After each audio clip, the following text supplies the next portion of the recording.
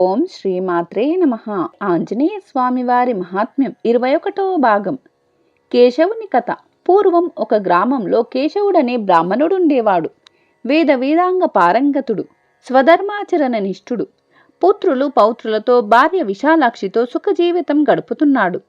అతిథి పూజలో జన్మధన్యం చేసుకుంటున్నాడు. ఆ గ్రామానికి ఒక ప్రభువులా వెలిగిపోతున్నాడు కేశవుడు. కొంతకాలానికి అతని జీవితంలో విషాదం అలముకుంది. ప్రియ అర్ధాంగి అకస్మాత్తుగా మరణించింది. అతని దుఃఖం పట్టశక్యం కాకుండా ఉంది.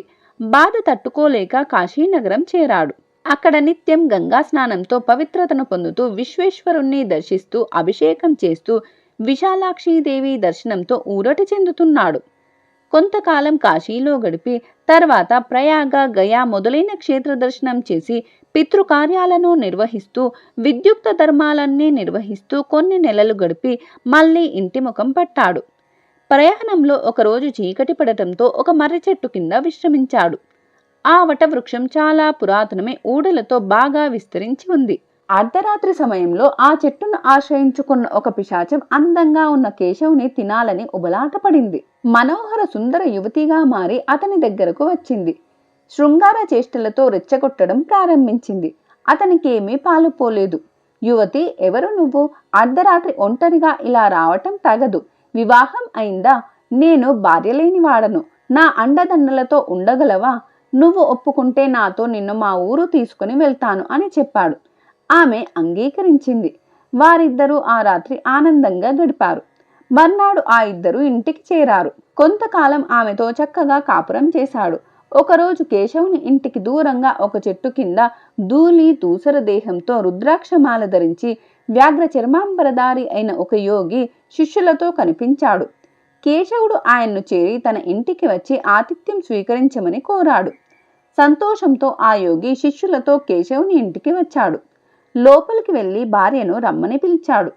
ఆ యోగి పిలవవద్దని వారించాడు. కేశవునితో యోగి, కేశవ, ఆమెను తెలుసుకునే కాపురం చేస్తున్నావా, పెళ్లి చేసుకున్నావా, నిజం చెప్పు అని అడిగాడు. దానికి కేశవుడు జరిగిన విశేషాలన్నీ వివరంగా తెలిపాడు. తనకేమీ తెలియదని తనను ఉద్ధరించమని వేడుకున్నాడు. కేశవునిపై యోగికి జాలి కలిగి అతన్ని ఉద్ధరించాలని భావించాడు.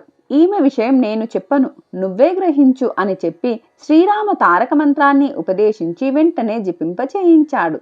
ఒక రుద్రాక్షమాలను ఇచ్చి దానితో జపం చేయమన్నాడు. చేతిలోని ఆ మాల వల్ల సూర్యతేజంతో వెలిగిపోతున్నాడు.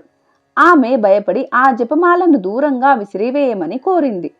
తన దగ్గరకు రావద్దని ప్రార్థిస్తూ ఏడుస్తూ దూరంగా జరిగింది. అప్పుడు భక్తసులుపడైన ఆంజనేయ స్వామి ప్రత్యక్షమే తన తోకతో ఆ పిశాచిని చుట్టి విసిరేశాడు. కేశవుడికి జరిగిందంతా తెలిపి స్వామి అదృశ్యమైనాడు.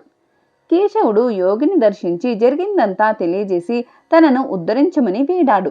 యోగి కృపాలువై రామాంజనేయులను నిత్యం జపించు, ఒక దేవాలయం నిర్మించి శ్రీ హనుమను ప్రతిష్ఠించు, జీవితాంతం హనుమ పూజ మానవద్దు అని హితవు చెప్పి శిష్యులతో వెళ్ళిపోయాడు.